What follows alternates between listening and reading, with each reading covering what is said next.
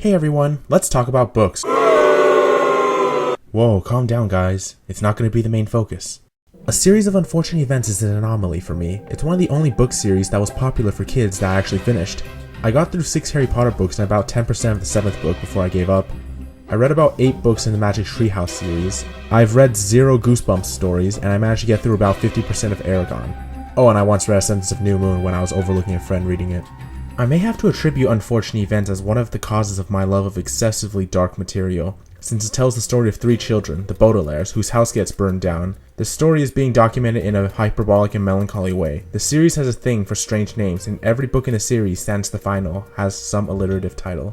To briefly cover the series, the children get chased by an insane and greedy actor named Count Olaf, who tries to take the Baudelaire fortune, one way or another. Count Olaf always manages to trick the adults in this world all the time, and no one believes the children. The children gradually discover a huge conspiracy with a group called VFD. The stories have a strange writing style to them.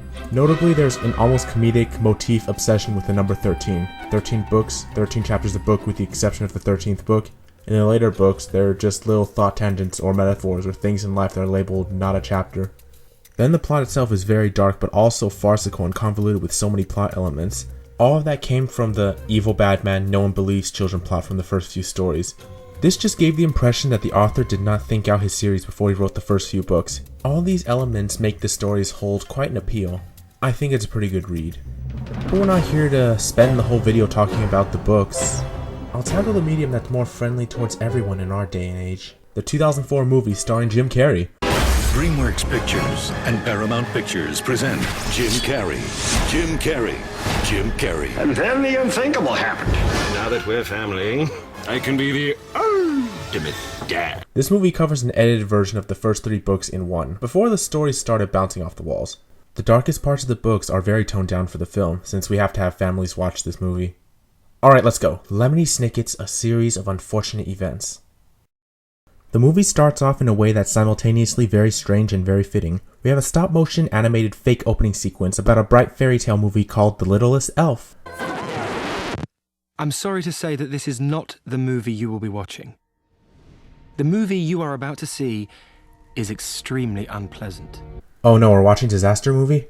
If you like stories about clever and reasonably attractive orphans, suspicious fires, carnivorous leeches, Italian food, and secret organizations, then stay. Good. So Jude Law plays Lemony Snicket and gives us an introduction to the 3 Baudelaire children. Violet, played by Emily Browning, the inventor. Klaus, played by Liam Aiken, the reader. And Sunny, played by 2 toddler twins. She's the baby who bites, and transitions nicely into this. Mr. Poe, played by Timothy Spall, tells the children about the misfortune. Children, I'm afraid I must inform you of an extremely unfortunate event. I'm very, very sorry to tell you this, but your parents have perished in a fire that's destroyed your entire home. Oh, Mr. Poe, that's a great way to break life-altering news to children. The children go visit the destroyed home, and Klaus finds and pockets a spyglass at his father's desk. The children are taken to this nice home owned by a lady named Justice Strauss. I'm just kidding. They're going to the Burton-esque house where they meet Jim Carrey. Oh, I'm sorry, Count Olaf. As much fun as he is to watch in this role and the exceptional appearance emulation there is, Jim Carrey is playing his usual Captain Jack Sparrow shtick. By doing so, he's basically turned Olaf from a malicious monster into a goof. He did this with the Riddler too in Batman Forever. It was very fun to watch. I wouldn't really say it was the Riddler. Post-homicidal depression. Why not humiliate him first? Expose his frailties. And then when he is at his weakest, crush him! Anyway, Olaf makes it very obvious he's after the children's fortune immediately, throwing his villainy right out into the open. I recall the book took its time with this, but we all know how subtle Jim Carrey is. Olaf treats the orphans badly, making them do manual labor and chores. While Snicket discusses first impressions, there's a quick flashback to Klaus and Sunny and... What the hell is that? Well anyway, Olaf's acting trope comes in and the orphans make them dinner while Jim Carrey has fun doing weird stuff. Let's go back to prehistoric times when dinosaurs ruled the earth.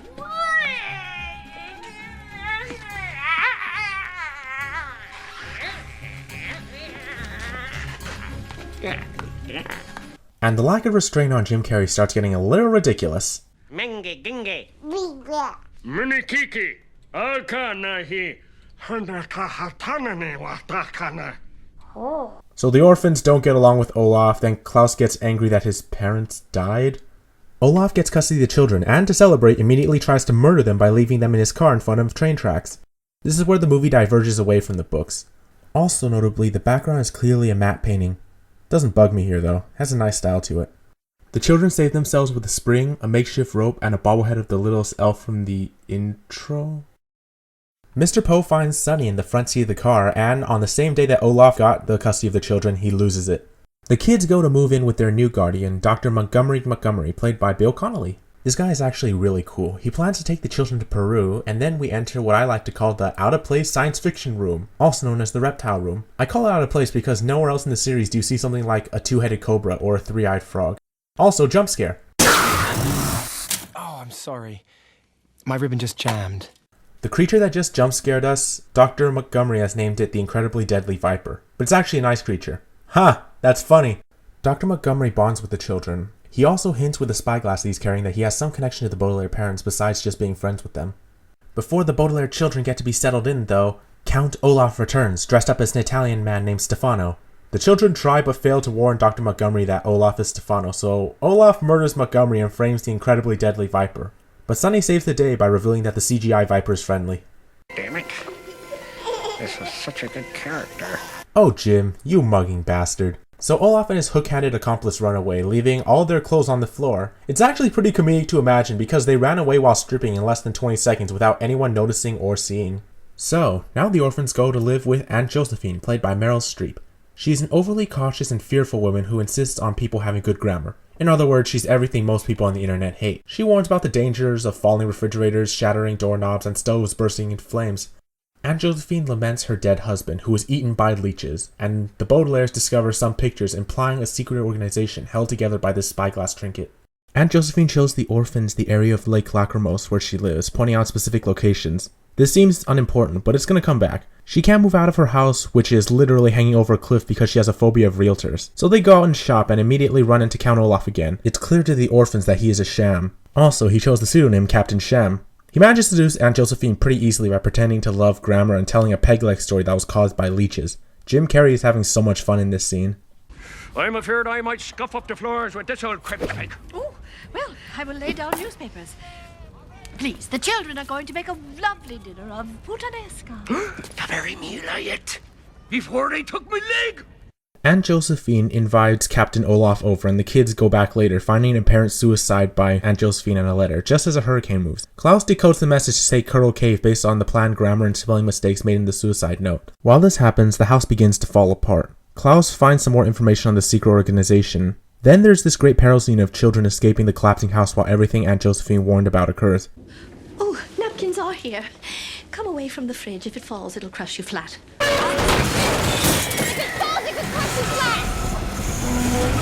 I never cook anything hot. I'm afraid that the stove will burst into flames.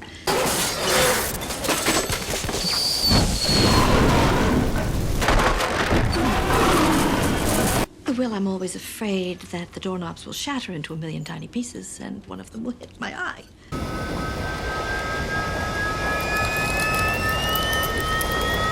No way! The children escape thanks to Violet's quick thinking. They decide that all adults in this world are stupid and don't go to the police.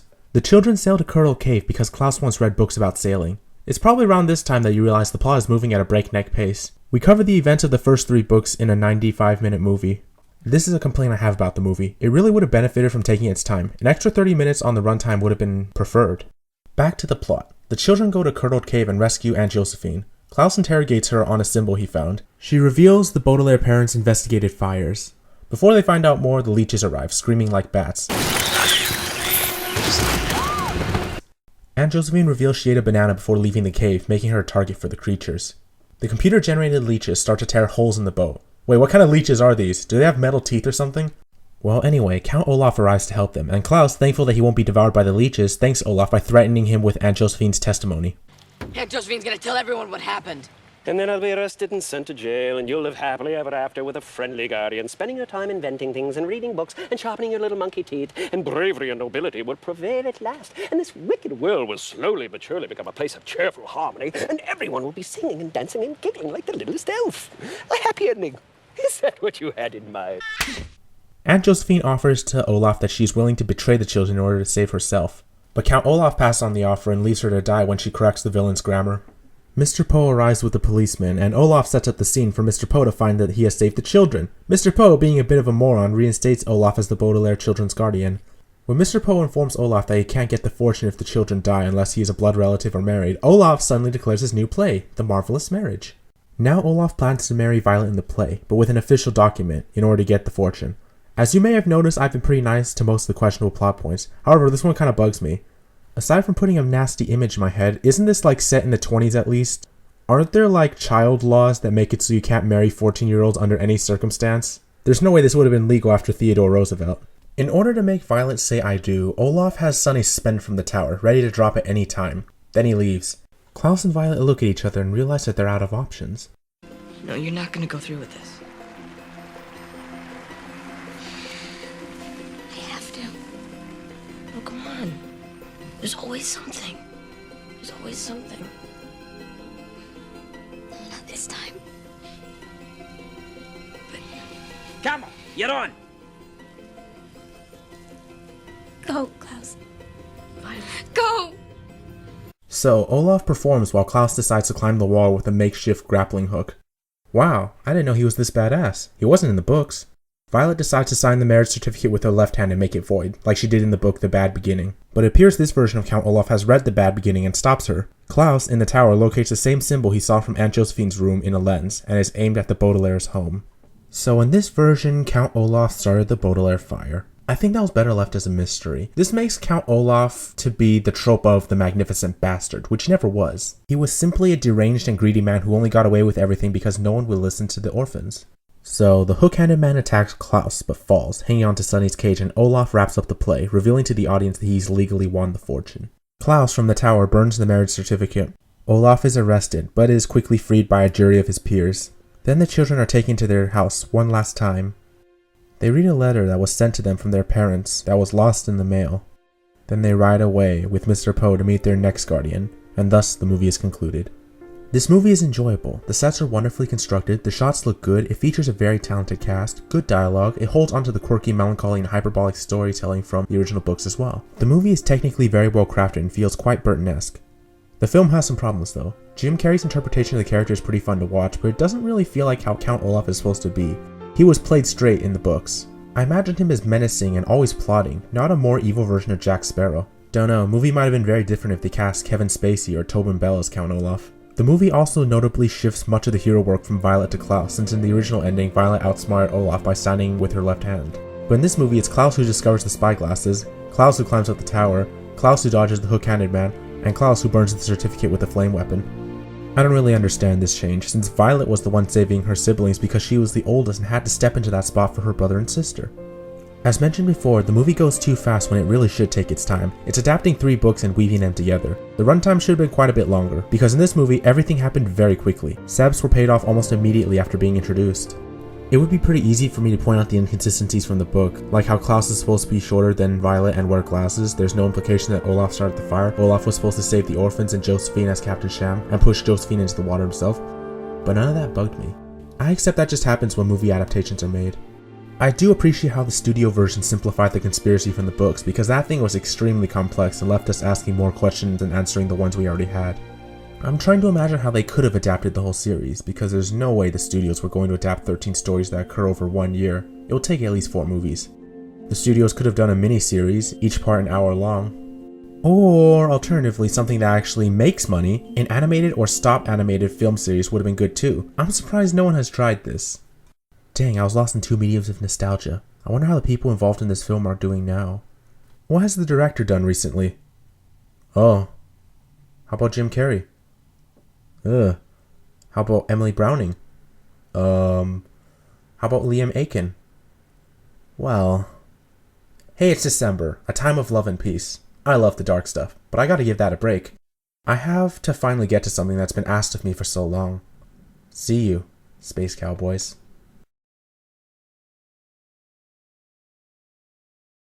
All alone in it. No, wait. Hold on. That's it! Exit! Farewell, Violet! I'll be seeing you! You'll never be free of me. I always come back for an encore! Oh, strong ending. Strong ending. Olaf rocks. Mm-hmm.